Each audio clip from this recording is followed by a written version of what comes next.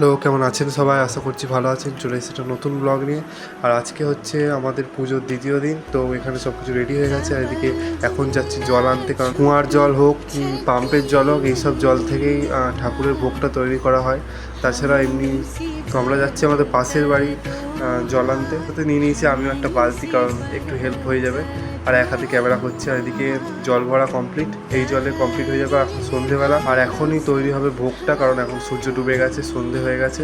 তো এখন থেকে শুরু হবে ভোগ তৈরি করা। এখানে মা রেডি হয়ে গেছে ভোগ তৈরি করা। আর মাকে দেখে খুবই মায়া লাগছে, কারণ আজ থেকে পুরো 3 দিন নির্জলা উপবাস থাকবে, যেটা আজ সকাল থেকে শুরু হয়ে গেছে।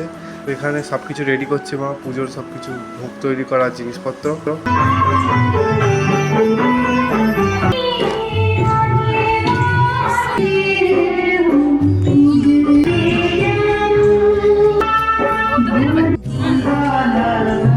ফাইনালি এখন পুজো শেষ হয়ে গেছে। এই যে পুজোর যে প্রসেসটা সেটা শেষ হয়ে গেছে।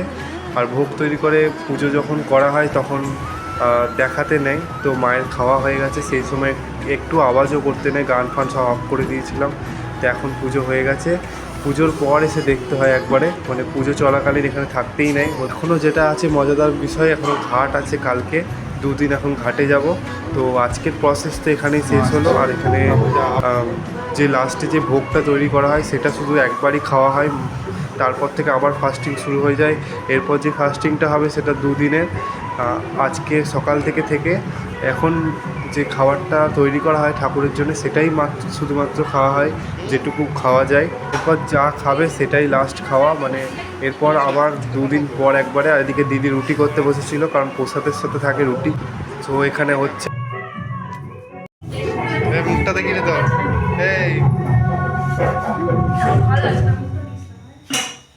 থেকে যাবে ঘাট থেকে যাবো ওখানে ঘাট থেকে তারপরে যাবি না ওখান দিয়ে চলে যাবো বর্ধমানে তো। ক্রিসমাস এই প্রসাদটা আমাদের হাতে চলেই এসছে। এই প্রসাদটার জন্য আমরা 365টা দিন অপেক্ষা করি। এখন চলছে খাওয়া। যাই হোক, ব্লগটা এখানেই শেষ করছি, দেখাবে নেক্সট ব্লগে।